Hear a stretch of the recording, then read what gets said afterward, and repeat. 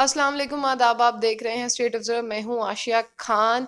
जिस तरह से जो जम्मू कश्मीर के 370 और 35A के बाद में जो हालात हैं, आए दिन जिन लोगों के पास रोजगार था वो भी यहाँ पर अपनी मांगों को लेकर प्रोटेस्ट कर रहे हैं, और जिनके पास रोजगार नहीं था, जो उम्मीद थी, वो भी खत्म होती हुई दिख रही है हमारे जम्मू कश्मीर में। तो आज हमारे साथ है नम्रता शर्मा जी, महिला अध्यक्ष अपनी पार्टी की। आज हम इनसे खास बातचीत करेंगे। आखिर 370 और 35A को खत्म करने से पहले कहा जाता था कि युवा रीढ़ की हड्डी है और जिनके पास रोजगार नहीं है उनको रोजगार देंगे। 370 और 35A को खत्म करने के बाद ऐसा सारे वादे खोखले दिखाई दिए और अभी तक कुछ भी नहीं हुआ। 14 महीने हो गए हैं। तो आज हम इन्हीं से बातचीत करेंगे। सबसे पहले मैम, आपका खैर मकदम। जी, शुक्रिया आपका। मैम, आप क्या कहना चाहेंगे जिस तरह से अपनी पार्टी ने कल सेल्फ हेल्प ग्रुप को अपना समर्थन दिया है, यानी जिनको पहले महबूबा मुफ्ती जी की पार्टी के दौरान उनको लगाया गया था सेल्फ हेल्प ग्रुप वालों को, तो भाजपा की सरकार में उनको उनकी जो सेल्फ हेल्प ग्रुप था उनको जो ठेकेदारी थी वहां से भी अब हाथ धोना पड़ रहा है। आप इसको किस तरह से देखती हैं? देखिए, जो सरकार है इस वक्त, उनकी दमनकारी नीतियों के खिलाफ हमारा कल का प्रोटेस्ट था। हम उन लोगों की हक में बैठे थे वहाँ पे धरना पे, जो लोग अपने लिए रोजगार खुद चुन रहे थे। और 2002 में उनके लिए हमने ये प्रोविजन रखा था, जो पिछली सरकार थी उसमें था, कि उनको सेल्फ हेल्प ग्रुप के तहत वो लोग सेल्फ एम्प्लॉयमेंट जनरेट करेंगे। और बहुत अच्छे से वो अपना काम कर रहे थे। उनको 20% शेयर दिया जाता था हर डिपार्टमेंट में, जिसके कारण 20,000 फैमिलीज चला करती थी। इस सरकार ने बिना कुछ सोचे हुए, इस सरकार में बैठे अफसरों ने बिना कुछ सोचे हुए एसी रूम्स में एक फैसला कर दिया और उनको बाहर निकाल दिया गया। इस तरह की नीतियां जो युवाओं के खिलाफ हैं, जो रोजगार दे नहीं सकती आज की सरकार, उनके खिलाफ हैं। हमारे धरने उनके लिए आगे भी जारी रहेंगे। सरकार लोगों को सहूलियत देने के लिए होती है, और ये सरकार हम देख रहे हैं आज जो प्रॉक्सी गवर्नमेंट केंद्र चला रही है, हम देख रहे हैं कि वो सब चीजें हमारे यहाँ के युवाओं के, हमारे यहाँ के नागरिकों के खिलाफ जा रही हैं। इस तरह की नीतियां जो लोगों को रोजगार ना दे सके, लोगों को सहूलियत ना दे सके, बल्कि कर पे कर लगाए जा रहे हैं। हमें लगता है कि ये कर की सरकार है। जिस तरह से पुराने जमानों में कर लगा करते थे, आज फिर से वही कर लगे जा रहे हैं। एक कर आता है, फिर दूसरा कर आता है। पहले टोल टैक्स लगा दिया गया, प्रॉपर्टी टैक्स लगा दिया गया। हमारी जो हम अपनी पार्टी ये डिमांड करती है कि लेट अ पॉपुलर गवर्नमेंट कम है, और देन दे शुड डिसाइड कि क्या होना चाहिए। इस तरह के जो फैसले हैं उनको रोका जाना चाहिए, और हम इस तरह के तमाम फैसलों के खिलाफ अपनी आवाज बुलंद करते रहेंगे। मेरा आपसे सवाल ये रहेगा, जो फारूक अब्दुल्ला जी का बयान आया है चाइना को लेकर, जम्मू कश्मीर में अगर हम देखें, जम्मू के काफ़ी अलग अलग जगहों पे प्रोटेस्ट किए जा रहे हैं, युवा जो अपना रोष जाहिर कर रहे हैं। आप इस बयान को किस तरह से देखती है जो उन्होंने स्टेटमेंट दी? देखिए, फारूक अब्दुल्ला जी की इस तरह की स्टेटमेंट मुझे तो एक बैंकरप्सी लगती है उनकी पॉलिटिकल। क्योंकि इस तरह का एक बयान देना, ये तो देश, बाकी चीजें बाद में रही, लेकिन हम सबसे पहले भारत के नागरिक हैं। इस तरह का बयान देना, अगर यही बयान उन्होंने चाइना या पाकिस्तान में दिया होता तो आज उनके साथ क्या हश्र होता, ये वो जानते हैं।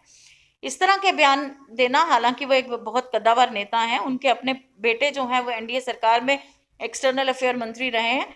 इस तरह के बयान देके वो क्या, ये भारत है, यहाँ के हर फैसले भारत सरकार करेगी, ये भारत लेगा। इस तरह का बयान देना मुझे नहीं लगता एक वरिष्ठ नेता को शोभा देता है।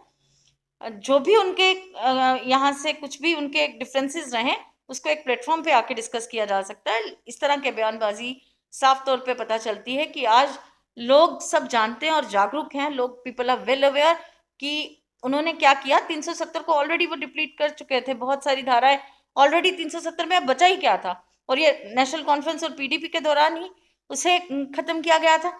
ये तो अब चलो, now the matter is in the Supreme Court. So इस पे तो ज्यादा कुछ कहा नहीं जा सकता। लेकिन मैं यही समझती हूँ कि फारूक अब्दुल्ला जी का यह बयान लोगों को राहत देने के लिए नहीं, लोगों को भड़काने के लिए। लेकिन आज लोग बहुत समझदार हैं, वो समझते हैं कि इन्होंने हुकूमत की है और आज ये इस तरह की बातें करते हैं, क्या बताना चाहते हैं। अगर हम बात करें तो जम्मू कश्मीर की 370 और 35A के बाद में, या उसको ख़त्म करने से पहले, जो युवाओं से वादे किए गए थे आपको जॉब्स दी जाएंगी, पर अगर हम देखें अभी युवाओं को जॉब्स तो मिली नहीं है। पर यूनिवर्सिटीज़ की अगर हम बात करें, अभी भी स्टूडेंट अपनी एडमिशन को लेकर 80% मेरिट वाला स्टूडेंट भी अपनी एडमिशन को लेकर मांग कर रहा है, उसको एडमिशन नहीं मिल रही है।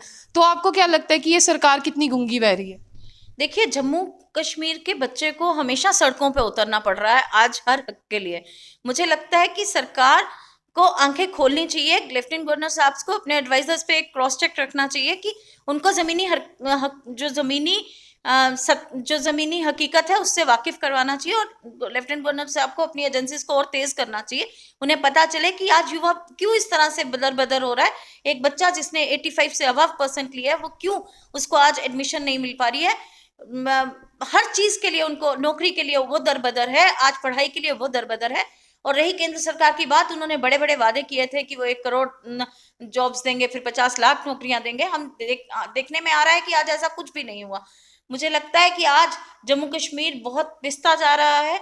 आज की जो हर नागरिक की यही आवाज है कि यहाँ एक पॉपुलर गवर्नमेंट होनी चाहिए, हमारी स्टेटहुड बहाल होनी चाहिए, और स्टेटहुड में जो हमारे हक थे, जो हकूक थे, चाहे वो जमीनों के चाहे नौकरियों के, वो तावज़ हमारे पास रहना चाहिए। अपनी स्टेटहुड को लेकर अपनी पार्टी ने एक बहुत ही क्लियर स्टैंड लिया कि वो स्टेटहुड के लिए फाइट करेंगे। तो मैं यही जानना चाहूँगी, इन फ्यूचर जैसे भाजपा की तरफ से ये बयानात आते रहते हैं कि स्टेटहुड तो मुंगेरी लाल के सपने हैं, वो वापस नहीं मिलेगा। मैं जानना चाहूँगी अपनी पार्टी का क्या स्टैंड रहेगा इस पर? देखिए, भाजपा अपनी क्लैरिटी उनके थॉट्स की है नहीं। उनका एक लीडर कोई बयान देता है, दूसरा लीडर कोई बयान देता है। ये होम मिनिस्ट्री ने कहा था कि हम बहुत जल्द स्टेटहुड बहाल करेंगे। यहाँ की स्टेट लीडरशिप कहती है कि वो आएंगे नहीं। अब मुंगेरी लाल के हसीन सपने कौन किसको दिखा रहा है, ये तो वही जाने। उनके बारे में मैं कुछ कह नहीं सकती, पर अपनी पार्टी का ये क्लियर स्टैंड है कि हमें अपना स्टेटहुड वापस चाहिए और हम वो लेकर रहेंगे। ये हमारा हक है। हमारा हक छीन लिया गया, हमें यूटी बना दिया गया, हमारा दर्जा कम किया गया, हमारी डिमोशन की गई। वेयरएज एक यूटी को स्टेट बनाया जाता है, कभी स्टेट को यूटी बनते हमने नहीं देखा। तो हमारा ये हक बनता है कि हमारी स्टेटहुड रिस्टोर हो। इसके लिए हम हर लड़ाई लड़ेंगे, और स्टेटहुड हमें बहाल करवानी ही करवानी है। ये एक और एजेंडा है हमारी अपनी पार्टी का। अपनी पार्टी का क्या स्टैंड रहेगा महिलाओं को लेकर, अगर वो जीत के आती है, और युवाओं को लेकर, खास करके आज जो हमारे युवा सड़कों पर है, उनके लिए अपनी पार्टी का क्या स्टैंड रहेगा, महिलाएं और जो हमारा यूथ है उनके लिए? क्लियरली जो अपनी पार्टी है वो वुमेन एम्पावरमेंट को ऑन ग्राउंड इम्प्लीमेंट करना चाहती है। चाहे वो महिला सशक्तिकरण की बात आपकी रोजगार के अंदर हो, चाहे वो सोशल एक्टिविटीज के अंदर हो। अपनी पार्टी का एक क्लियर स्टैंड है कि वुमेन एम्पावरमेंट वो स्टेट के अंदर करना चाहती है, और उसके लिए हम जो भी कदम होंगे वो उठाए जाएंगे। और युवाओं की जो बात है, उनकी हक की लड़ाई आज भी हम लड़ रहे हैं, और उनके लिए आगे भी हम अपनी आवाज़ बुलंद रखेंगे।